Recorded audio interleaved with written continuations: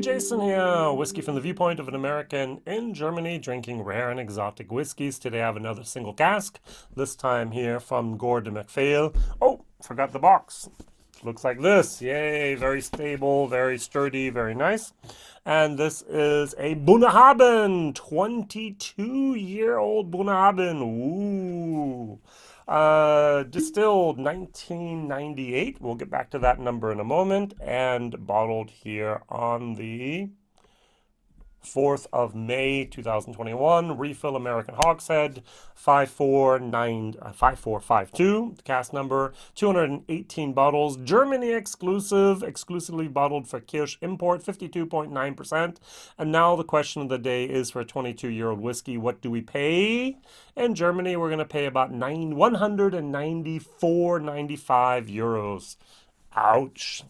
All right, I'm going to compare it to something that is also 22 years old. I just went to my stock and my little shelf here and found this more in there than I thought. This is SMWS, Scotch Whisky, Scotch Malt Whisky Society.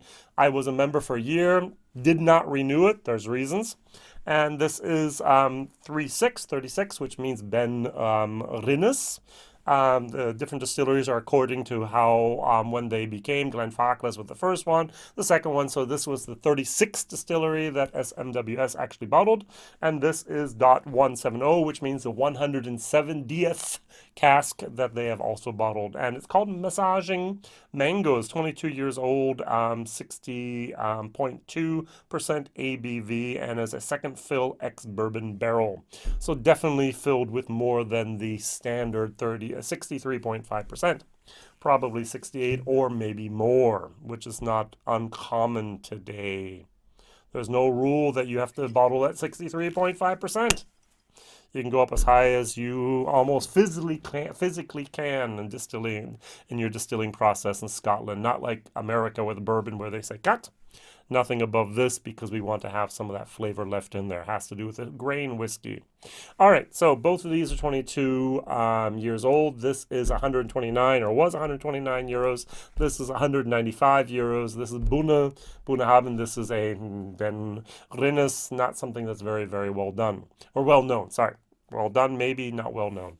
Good. Going back here, I have a few little books here I like because I did not really understand the history of Ben Rinnes, Bunnahabhain the way I should have. All right.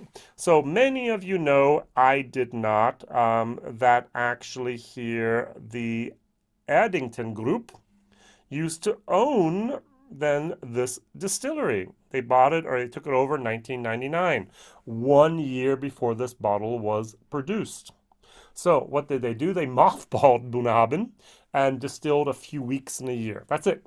All right, so this is before Addington took over, and this is before then, Macallan, Highland Park, and so on, these guys. And so very, very old bottle. And then what happened is they basically sell then Bunnahabhain and black bottle. I have never tried black bottle, forgive me.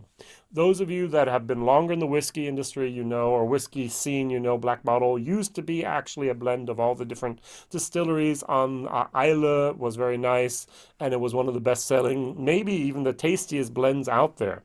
And Bunnahabhain became a very, very important role in that. Bunnahabhain actually started producing a peated whiskey. I'm not sure if they started, but they produced a peated whiskey just for that black barrel, and it was called Moine.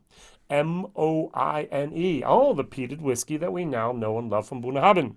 So they sell it over to Burn Stewart's. Now, if you know a little bit about the history of whiskey, you know this name. Many of the big distillers today, Billy Walker, for example, started off also with Burn Stewart's. So they sold it to Burn Stewart's, and the problem is Burn Stewart's belonged to a company called CL Finance.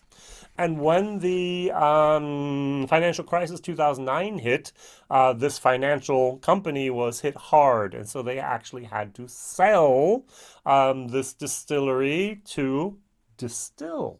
Okay. So Distill own Bunna, they own Deanston, and they own Tobermory. Wow. I think that's right. And now there are discussions that maybe a different company is going to take over the Distill Group. Okay, good. Got that all right, more or less. About 35% of the production at Bunnahabhain is peated and 65 not. And they do peat between 35 and basically 65 ppm, depends on what they're doing. Doesn't matter because this is not peated. All right, so gave some time in the glass and gave some time for me to show how much I did not know about Bunnahabhain. If everything goes right and COVID allows us, I will be with a group of about 11 guys over an Isla in May 2022, and we will visit Bunnahabhain. I'm really looking forward to a warehouse tasting and a great time together there. All right, so now the question is this going to be top or is it going to be flop? Now, Kirsch had the 3 bottles that I bought. This was the Glentauchers, which I loved. And I'm also going to do a, this is a Balblea 23-year-old. Does it say also? Yes, exclusively bottled for Kirsch. These are 3 bottles just for Germany. And at the moment, many of these bottles are still online to be bought. And so I'm one of the first persons to be reviewing them. On the nose, I am not excited. It's a basement dampness. There is a honey barley moment there. There's a little bit of a fruit moment, more of like a maybe like a kiwi, maybe like a lychee. Very bright, but there's also almost like old wood dampness. No. This is not my wheelhouse. So sorry. Now over here I have a 22-year-old Ben Rinnes. Maybe it's just me. Maybe it's my nose. Maybe it's just the time of the day, the mood I'm in. All right, now this is nice. This has a very fruity moment, very tropical, vanilla malt, and a tiny little bit of a mineral moment involved here. Ben Rinnes and I, we are not the best of friends. Every once in a while, there's something that comes out independently bottled, almost usually maybe a flora and fauna, where I go, oh, that's nice. And often it's just like, not my wheelhouse. And that's exactly the moment here, not my wheelhouse. And I think 195 euros. Yes, it's 23 years old, but if the taste does not reflect that money, am I really going to recommend this? No. All right. So it is citrusy. I actually said it smells in my German video. I said it smells like fresh lime juice, not lime, lemon juice, sorry. Fresh lemon juice on sushi. Now, don't ask me what type of sushi. I'm not the person, I do not love sushi. I will, if someone else pays for it, I'll eat it. But if I'm going to pay, I'm going to buy something else. All right? So that's the way it works in my world here. All right, so on the bottle, it says here, the official tasting notes, rich honeycomb, maybe a waxy moment, but not much. Aromas give way to banana and lemon peeled, sweet tropical fruit. Flavors lead to elderflower. We actually do a lot with elderflower over in Germany. Holunder. There's some juice. Friends of mine actually go collect the berries. They stain everything, and you would actually make a juice and a tea and so on out of it. It's something we use when you're like you have a cold. Drink this. This is going to be good for you. A lot of vitamin C. And a full finish and lingering black pepper. I'm always worried with the moment when they say black pepper lingering. All right. Is it bad? No. Is it good? No. Is it average? Yes. Cheers.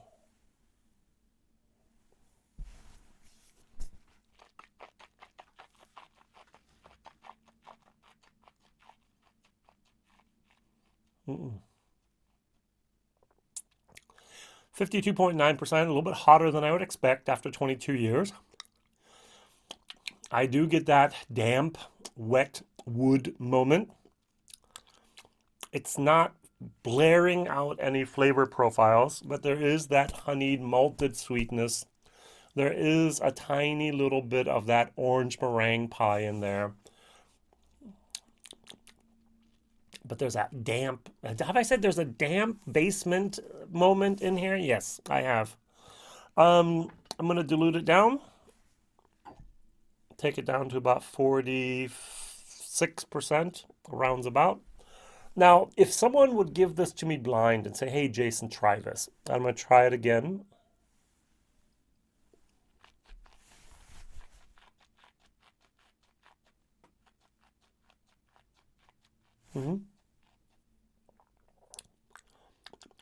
I would have said, oh, that's interesting. 12, 14 years of age. There's the malty sweetness. There's that basement funk. There's a bitterness involved in here. Not really astringent. Not that old. Yeah, 12, 14 years of age.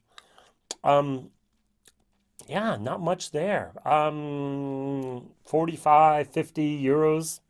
That's would be the price I'd be willing to pay for this bottle. They're like, congratulations, Jason. Put another 150 euros on top of it, and that's what you get. It's like, no way. All right, so value for money, this is definitely an F for me. Not worth the money. All right. Taste, C-. All right. Just not digging it. Just not getting it. There's not enough going on in my palate to justify the value of the money that I'd have to pay for this. I think many people, at least Kirsch, probably believed, oh, look, Bunna. Oh, look, I'm 22 years old. It's going to sell. Apparently not. It's in all the shops still, and most of the shops have not sold that many bottles. The 22-year-old Benedictus example, oh, this is 60%. 60.2%. I'm going to dilute it down from the very beginning. I'm going to try to take it down to the 52% that I have here, all right? Good. Sorry.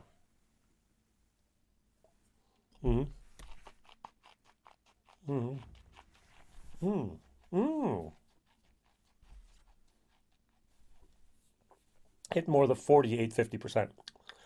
There's a lot more flavor here. There's a lot more fruitiness. There is mangoes. There's something going on there. There's a vanilla. Oh, nice. This is a C plus B minus whiskey. It's not me today. It's this bottle. It's just, we're just not connecting. This is not what I want. This is not what I prefer. This is not what I would go for. Very interesting that we have a bottle that has survived at least 3 different ownership changes in one distillery in Bunnahabhain.